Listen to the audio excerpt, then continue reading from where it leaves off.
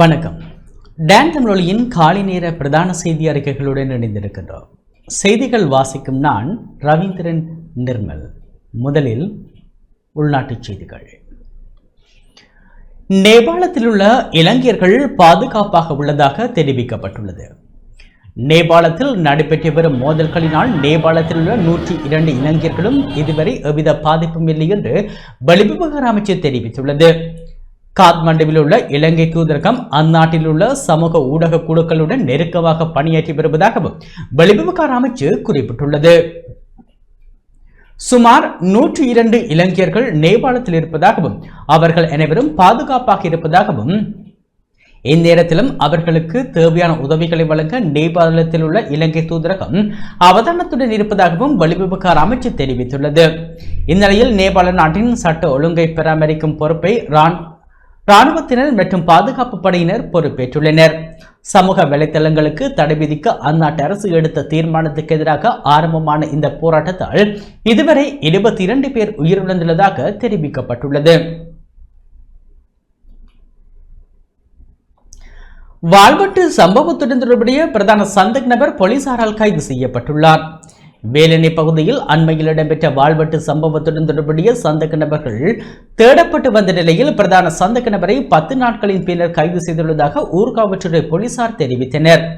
கடந்த மாதம் 31ஆம் தேதியன்று வேலணை அராலி சந்திக்கு அண்மையில் காரில் சென்ற ஒருவரை பட்டாரக வாகனத்தில் சென்ற குழு ஒன்று வழிமறித்து வாளால் வெட்டி காயங்களுக்குள்ளாக்கிவிட்டு தப்பிச் சென்றிருந்தது. காயமடைந்தவர் யாழ் போதனா வைத்தியசாலையில் சிகிச்சை பெற்று வரும் நிலையில் குறித்த வாள்வெட்டுடன் தொடர்புடைய குழுவை போலீசார் தீவிரமாக தேடி வந்தனர். இந்நிலையில் குறித்த சம்பவத்துடன் தொடர்புடைய பிரதான சந்தேக நபர் ஊர்காவற்றுறை போலீஸ் அதிகாரியான கொன்சபத்து ஹர்தாஸ் தலைமையிலான அணியினரால் நேற்று கைது செய்யப்பட்டுள்ளார். அதே நேரம் குறித்த சம்பவத்துடன் தொடர்புடைய ஏனைய நபர்களும் விரைவில் கைது செய்யப்படுவார்கள் என்று ஊர்காவற்றுறை போலீசார் தெரிவித்துள்ளனர். யாழ்ப்பாணம் வடமராட்சி வடக்கு பிரதேச பண்பாட்டு பெருவிழா சிறப்பாக நடைபெற்றது. யாழ்ப்பாணம் வடமராட்சி வடக்கு பிரதேச பண்பாட்டு பெருவிழா வடமராட்சி வடக்கு பிரதேச செயலர் நடராசா திரிலிங்கநாதன் தலைமையில் பருத்தித்துறை தனியார் விருந்தினர் விடுதியில் நேற்று சிறப்பாக நடைபெற்றது. விருந்தினர்கள் மலர் மாலை அணிவிக்கப்பட்டு ஆலய முன்றலில் இருந்து அழைத்து வரப்பட்டதை தொடர்ந்து பறைமுழங்க, காவடி, கரகம், புலியாட்டம் உட்பட பல பண்பாட்டு நிகழ்வுகள் அணிவகுத்து வந்தன. அதனைத் தொடர்ந்து மங்கள விளக்கேற்றலுடன் நிகழ்வுகள் ஆரம்பமானது. தொடர்ந்து தமிழ் தாய் வாழ்த்து, உடுக்கிசையுடன் பறை இசையும் பாடல்களும், வெல்வெடுத்துறை ஆதிகோவிலடி கலைஞர்களின் கிராமிய இசை பாடல்கள், நடனம் மற்றும் பல்வேறு நிகழ்வுகள் இடம்பெற்றன. இதேவேளை வடமராட்சி வடக்கு பிரதேசத்தில் தெரிவு செய்யப்பட்டவர்களுக்கான விருதுகளை நிகழ்வின் பிரதம விருந்தினர் சிறப்பு கௌரவ விருந்தினர்கள் வழங்கி வைத்தனர். கலைப்பிரதி விருதினை இசைத்துறையில் கூனா ரவீந்திரனும், நாடகத்துக்கான கலைப்பிரதி விருதினை தேனா முரளிதரனும், தற்காப்பு கலை மற்றும் யோகாவுக்கான கலைப்பிரதி விருதினை திருமதி கூனா மாலதியும் பெற்றுக் கொண்டனர். இளங்கலைப்பிரதி விருதினை ஓவியத்திற்காக தூணா ஜெயதீபனும், இளங்கலைப்பிரதி விருதுகளை ஓவியத்திற்காக சீனா வினோபாவும், நடனத்துக்காக திருமதி நான கார்த்திகாவும் பெற்றுக் கொண்டனர். இந்நிகழ்வில் வடமராட்சி வடக்கு பிரதேசத்துக்குட்பட்ட கலைஞர்கள், வடமராட்சி வடக்கு பிரதேச செயலக உத்தியோகத்தர்கள் என பலரும் கலந்து கொண்டனர். செய்யப்பட்டுள்ளார். இந்தியாவின் துணை ஜனாதிபதியாக இருந்த ஜெகதீப் தன்கார் கடந்த ஜூலை மாதம் பதவி விலகினார். இதனையடுத்து புதிய துணை ஜனாதிபதியை தெரிவு செய்வதற்கான தேர்தல் நடைபெற்றது. இதில் தேசிய ஜனநாயக கூட்டணியின் வேட்பாளர் CP ராதாகிருஷ்ணன் மற்றும் சுதர்சன் ரெட்டி ஆகியோர் போட்டியிட்டனர். இதன்படி CP ராதாகிருஷ்ணன் 452 வாக்குகள் பெற்று துணை ஜனாதிபதியாக தெரிவு செய்யப்பட்டுள்ளார். இவர் தமிழகம் திருப்பூர் மாவட்டத்தில் பிறந்தவர் என்பது குறிப்பிடத்தக்கது. நிறைவேற்று அதிகார ஜனாதிபதி முறைமை நீக்கப்படும் என அமைச்சரவை பேச்சாளர் நலிந்த ஜேதிச தெரிவித்துள்ளார்.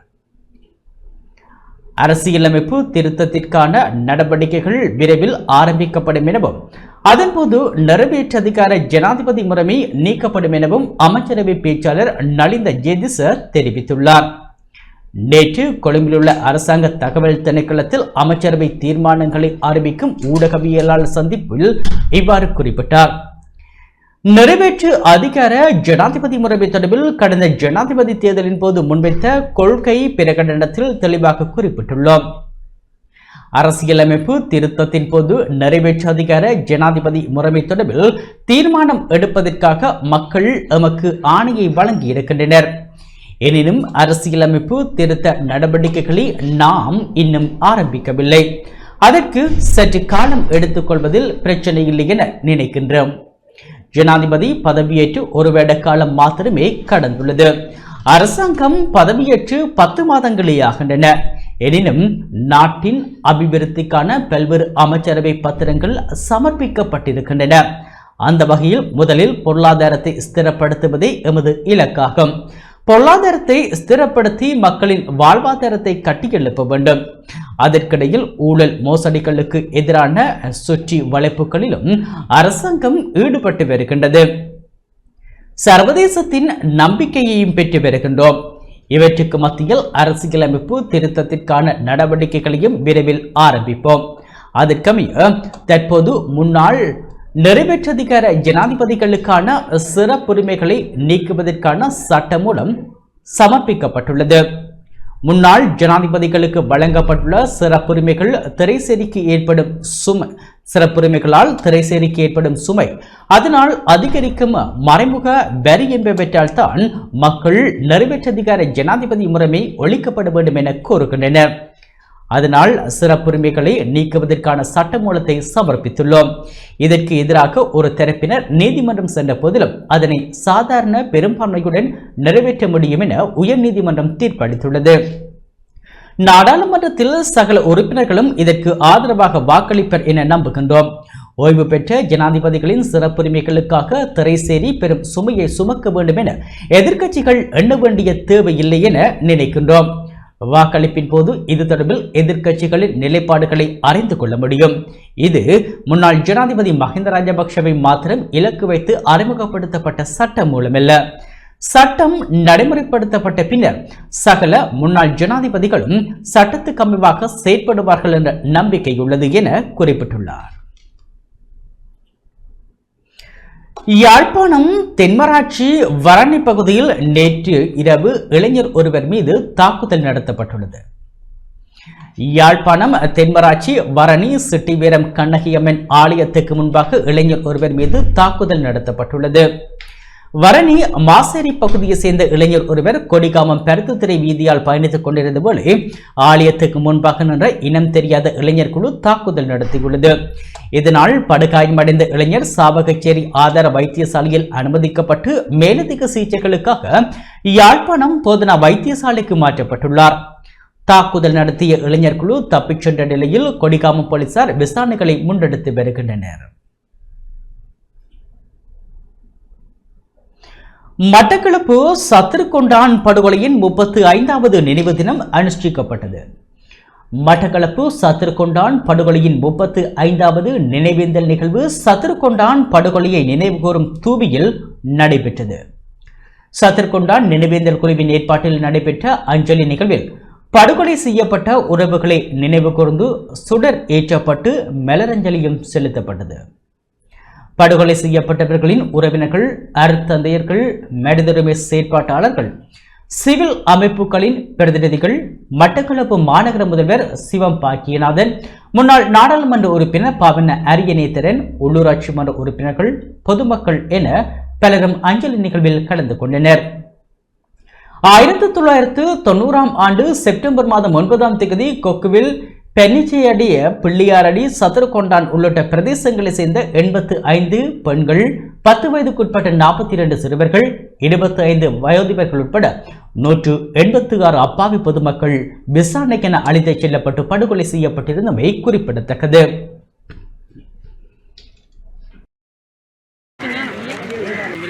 இன்றைய 9/9/90ஆம் ஆண்டு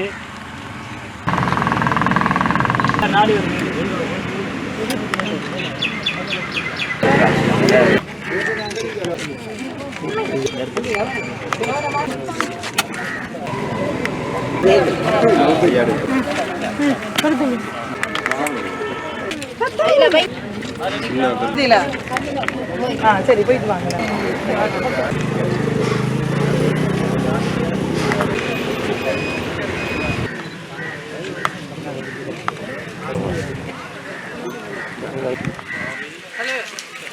வடக்கு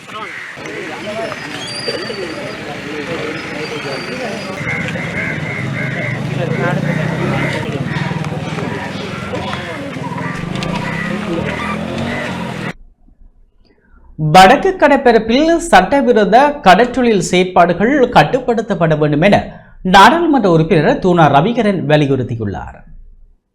வடக்கு கடற்பரப்பில் தொடர்ச்சியாக இடம்பெறும் சட்டவிரோத கடற்றொழில் செயற்பாடுகள் உடனடியாக கட்டுப்படுத்தப்பட வேண்டும் என வெண்ணி மாவட்ட நாடாளுமன்ற உறுப்பினர் துரைராசா ரவிகரன் வலியுறுத்தியுள்ளார். நேற்று நாடாளுமன்ற கட்டட தொகுதியில் இடம்பெற்ற கடற்றொழில் அமைச்சின் ஆலோசனை குழு கூட்டத்தில் இந்த விடயம் தொடர்பில் விவாதிக்கப்பட்டது. அந்த வகையில் சட்டவிரோத செயற்பாடுகள் எதிர்வரும் டிசம்பர் மாத இறுதி பகுதிக்குள் முற்றாக கட்டுப்படுத்தப்படும் என கடற்றொழில் அமைச்சர் ஈனா சந்திரசேகர் மற்றும் பிரதியமைச்சர் ரத்ன கமக்கே ஆகியோரால் பதில் வழங்கப்பட்டது. இந்நிலையில் கடற்றொழில் அமைச்சின் ஆலோசனை குழு கூட்டத்தில் விவாதிக்கப்பட்ட விடயங்கள் தொடர்பில் நாடாளுமன்ற உறுப்பினர் தூணா ரவிகரன் கருத்து வெளியிட்டார்.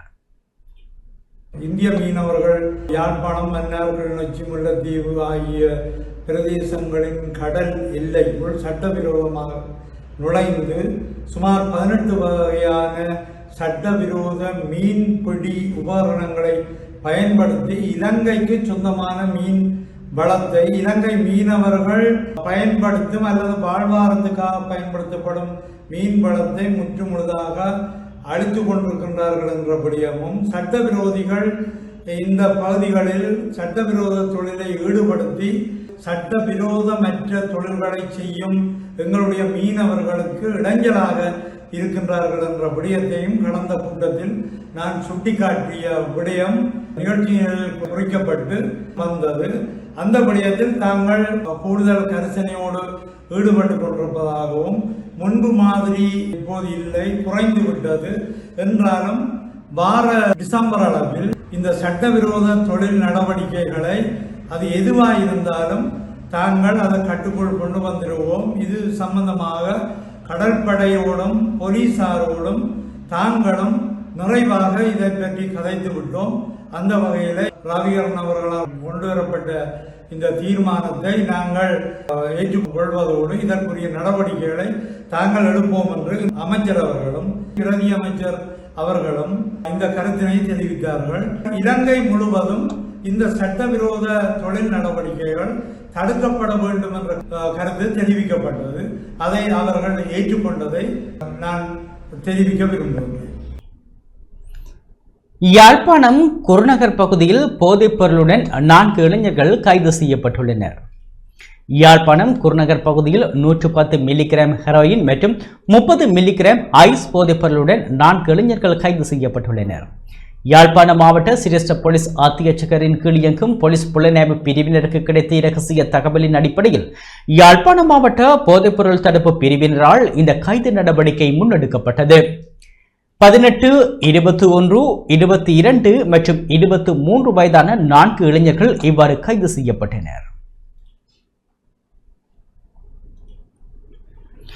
தாய்லாந்தின் முன்னாள் பிரதமர் தக்சின் ஷினவர்தனாவுக்கு 1 வருட சிறை தண்டனை விதிக்கப்பட்டுள்ளது.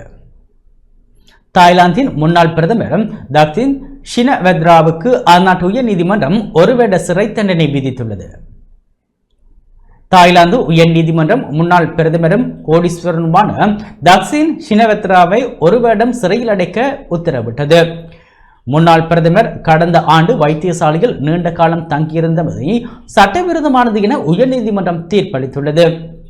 அத்துடன் பாங்காக் விளக்கமறியல் சிறைச்சாலையில் தண்டனையை அனுபவிக்க உயர்நீதிமன்றம் உத்தரவிட்டுள்ளது.